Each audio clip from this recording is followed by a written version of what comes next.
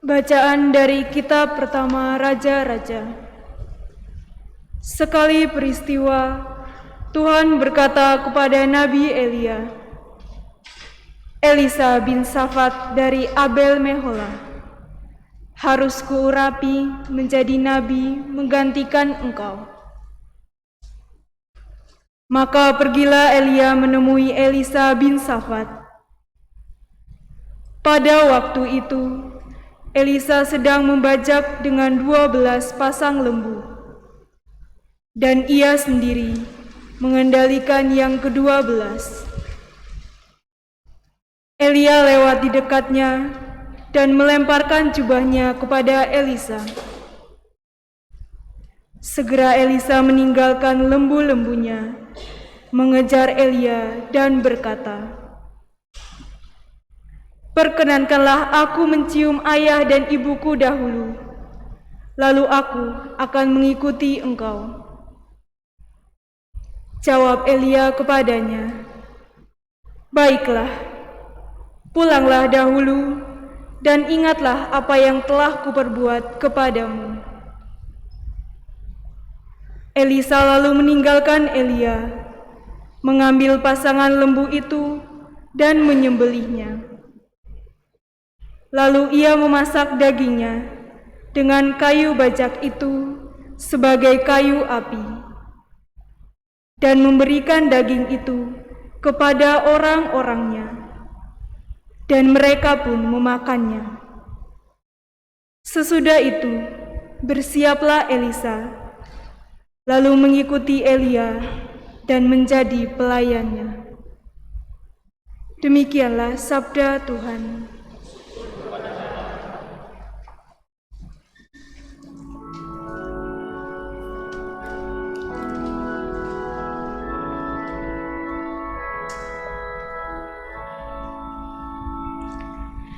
Ya Tuhan, Engkaulah bagian warisanku.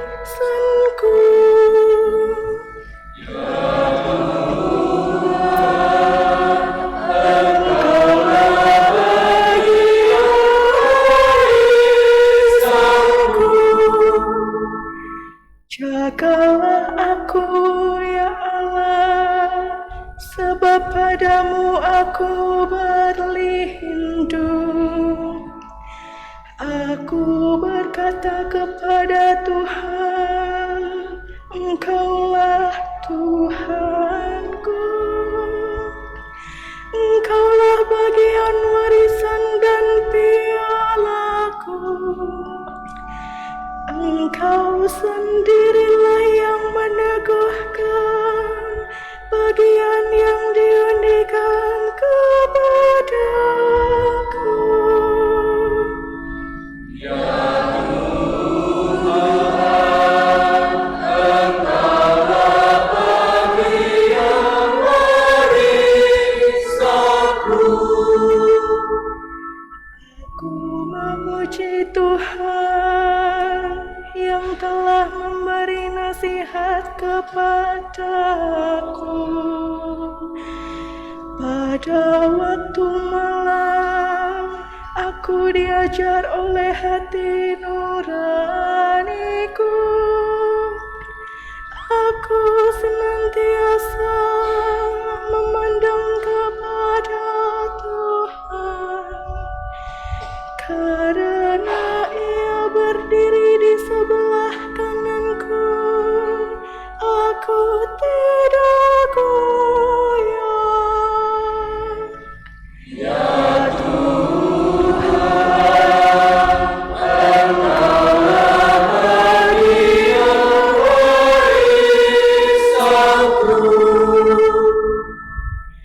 Sebab itu hatiku bersukacita dan jiwaku bersorak-sorai, dan tubuhku akan diam dengan tentara. Sebab Engkau tidak menyerahkan aku ke dunia orang mati,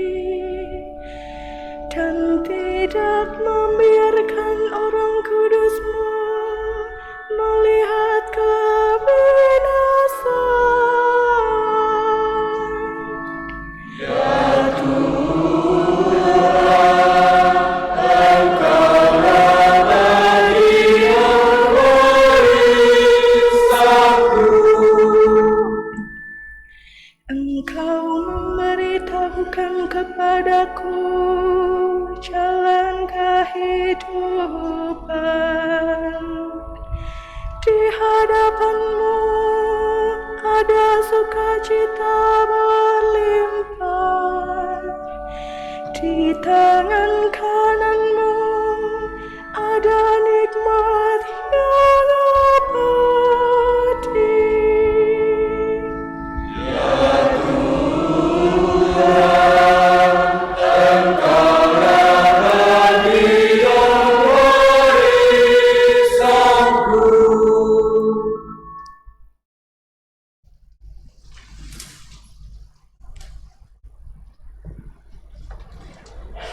Bacaan dari surat Rasul Paulus kepada jemaat di Galatia. Saudara-saudara, Kristus telah memerdekakan kita, supaya kita benar-benar merdeka. Karena itu, berdirilah teguh, dan jangan mau tunduk lagi di bawah kuk perhambaan.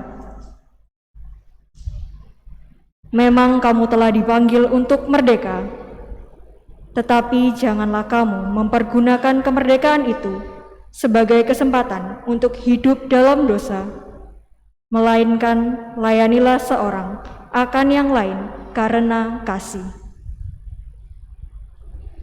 Sebab seluruh hukum Taurat tercakup dalam satu firman ini: kasihilah sesamamu manusia seperti dirimu sendiri. Akan tetapi, kalau kamu saling menggigit dan saling menelan, awaslah, jangan-jangan kamu saling membinasakan.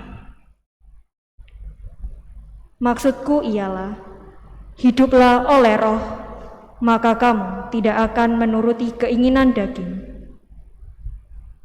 Sebab keinginan daging berlawanan dengan keinginan Roh, dan keinginan Roh berlawanan dengan keinginan daging.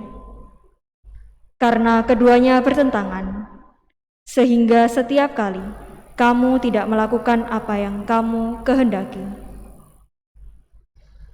Sebaliknya, kalau kamu membiarkan diri dibimbing oleh Roh, maka kamu tidak hidup di bawah hukum Taurat. Demikianlah sabda Tuhan. Syukur kepada Allah.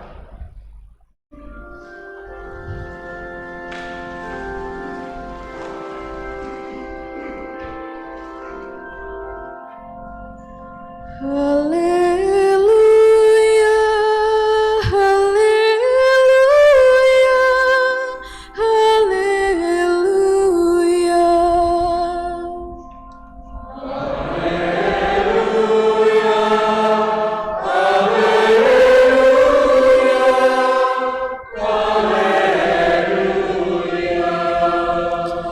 Bersabdalah ya Tuhan, sebab hamba-Mu mendengarkan. Sabda-Mu adalah sabda hidup yang kekal.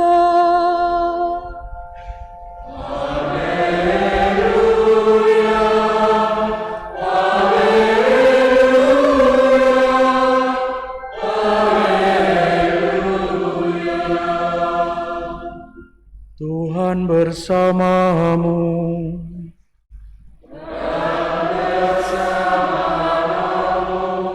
Inilah Injil suci menurut Lukas.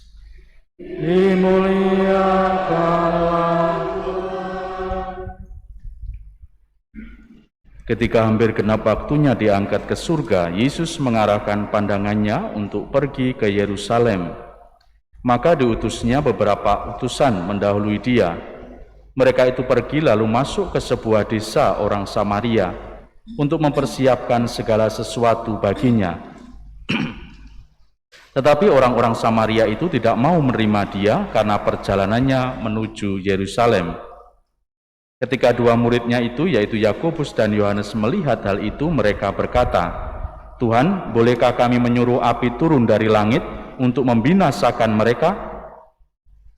Tetapi Yesus berpaling dan menegur mereka, "Kamu tidak tahu apa yang kamu inginkan. Anak manusia datang bukan untuk membinasakan orang, melainkan untuk menyelamatkannya." Lalu mereka pergi ke desa yang lain.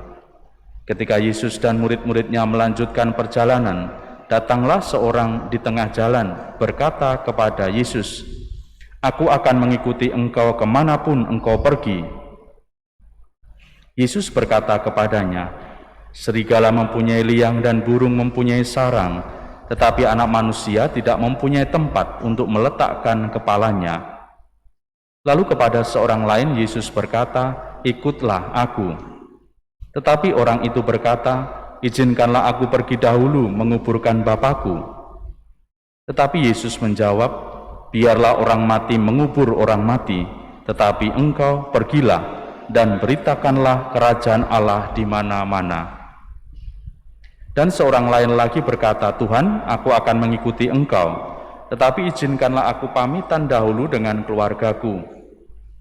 Tetapi Yesus berkata, "Setiap orang yang siap untuk membajak, tetapi menoleh ke belakang, tidak layak untuk kerajaan Allah." Demikianlah sabda Tuhan.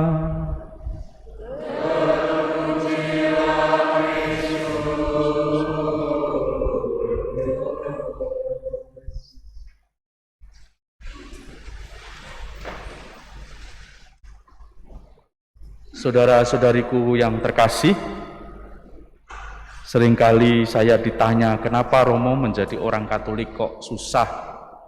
Katekumen saja hampir 1 tahun, dan ada pertemuan setiap minggu, bahkan ada yang seminggu 2 kali. Ada juga yang bertanya, Romo, ada ndak jalur khusus supaya lebih cepat, karena saya ini banyak aktivitas sehingga sulit untuk rutin tiap minggu dan seterusnya. Saudara-saudariku yang terkasih, membaca atau mendengarkan Injil hari ini mungkin kita juga merasa bahwa ada sedikit pernyataan Yesus yang sangat keras tentang bagaimana mengikuti Dia. Bahkan dikatakan ketika Ia harus pergi dulu menguburkan ayahnya, dikatakan biarlah orang mati menguburkan orang mati. Bahkan ketika ada yang meminta pamitan kepada keluarganya, juga disindir oleh Yesus bahwa orang yang mau membajak dan menoleh ke belakang tidak layak untuk kerajaan Allah. Saudara-saudariku yang terkasih, memang berasa begitu keras, tetapi maksud dan tentu apa yang hendak disampaikan oleh Yesus mau mengajak kita untuk melihat kembali bahwa kita ini dipanggil untuk menjadi murid-murid Tuhan, kita dipanggil untuk menjadi murid-murid Yesus, memang bukan hanya murid-murid yang biasa. Kalau dalam militer itu ada pasukan biasa, ya, lalu juga ada pasukan khusus. Maka menjadi murid Tuhan itu juga sebenarnya kita menjadi pasukan khusus. Maka tuntutannya itu juga pasti berat. Maka bisa dipahami ketika orang mengatakan susah ya ikut Tuhan itu. Tidak mudah ya mau menjadi murid Yesus. Benar. Karena memang tuntutannya menjadi murid Tuhan itu luar biasa. Tetapi apa yang mau dituju, apa yang mau hendak ditawarkan oleh Allah, dalam bacaan kedua kita bisa memahami itu. Yaitu kita dipanggil untuk menjadi merdeka. Kita menjadi murid Tuhan itu kita dipanggil untuk merdeka dari segala hal yang membelenggu kita. Bisa jadi tentu dosa-dosa karena kita diselamatkan oleh Yesus sendiri, tetapi lebih dari itu adalah kita dipanggil untuk lepas bebas dan hanya mengikuti Tuhan. Dan itu tentu tidak mudah. Kalau kita mengingat saja firman-firman Tuhan ya, yang paling jelas bagaimana kita harus mengikuti Dia dengan segala hal yang ditawarkan, tentu tidak gampang.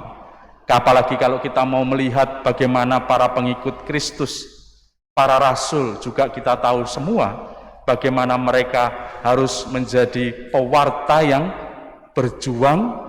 Bahkan kalau kita tahu murid-murid Tuhan, para rasul itu semuanya menjadi martir kecuali Yohanes. Tetapi semuanya mengalami penganiayaan. Lalu saudari-saudaraku yang terkasih, apa sebenarnya yang ditawarkan? Tadi dalam bacaan kedua dikatakan untuk menjadi merdeka. Dalam benak saya tentu semakin kita dewasa ini, seolah-olah semua hal itu menjadi sebuah tantangan ya. Kadangkala semakin dewasa kita, wah enak ya kayak anak-anak ya, cuma bangun, guyang-guyu, nangis, main-main, kayaknya tidak punya beban. Tetapi semakin kita dewasa, bukan kita diberi beban, tetapi ada tanggung jawab di benak kita, sehingga membuat kita seolah-olah tidak bebas lagi. Bapak Ibu yang memiliki anak misalkan, tentu tidak bisa semaunya lagi bahwa harus mikirkan anak lagi. Mau pergi saja kalau anaknya masih kecil juga, ini nanti mau sama siapa, juga seolah-olah tidak bebas. Tetapi menjadi murid Tuhan itu harus merdeka. Maka Paus Fransiskus ini memberi ukuran tandanya menjadi murid Kristus itu, yang pertama adalah gembira, sukacita. Maka apakah Anda hari ini, pagi hari ini bergembira, bersukacita? Gak ketok nggak masker ya soalnya jadi.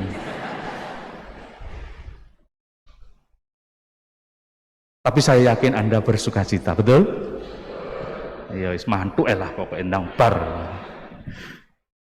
Syaratnya begitu. Kenapa? Karena Paus Fransiskus mengatakan bahwa dunia ini butuh orang yang tersenyum. Untuk menjadi pewarta, untuk menjadi bagian dari karya keselamatan, yang pertama-tama membawa kegembiraan. Maka itu saja menurut saya menjadi tantangan kita menjadi murid-murid Kristus. Untuk gembira, untuk menggembirakan itu energinya besar. Tetapi sekaligus ketika orang bergembira dan membawa kegembiraan, energinya juga akan tersalur dengan begitu kuat. Kenapa? Karena tidak ada orang yang tidak suka dengan yang menggembirakan. Maka menjadi murid Tuhan dipanggil untuk merdeka, artinya kita dipanggil untuk lepas bebas.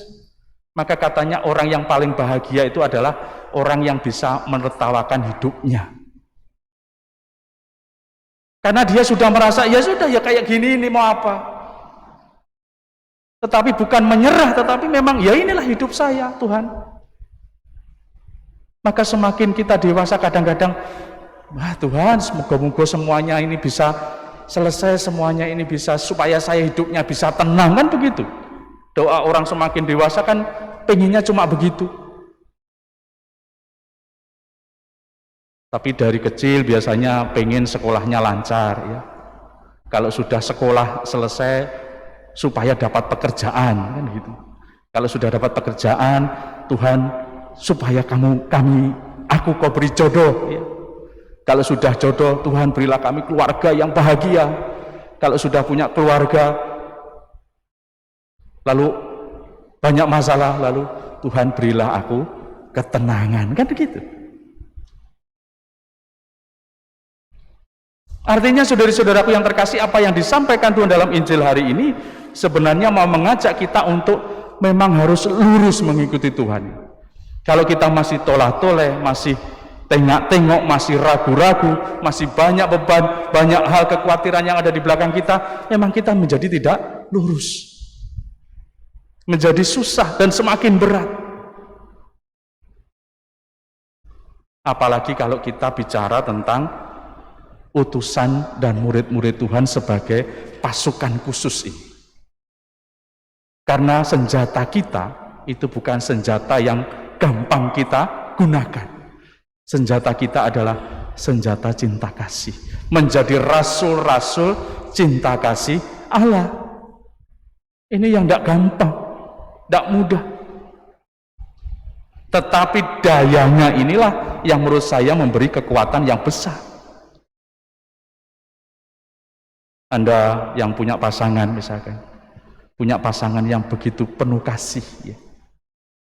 Disuwuneni, ya apa sih Bu, masak gak genah, asin tok. Yes Pak, sesuk tak belajar maneh. Bojone lah, ya ampun bojoku kok apik erang. Pak, golek duit, ojo turu ae. males. Ya Bu, besok saya tak bersemangat lagi. Itu kan hidupnya kayaknya kok bagus gitu ya. Kok saya jadi pengen nikah kalau hidupnya kayak gitu ya.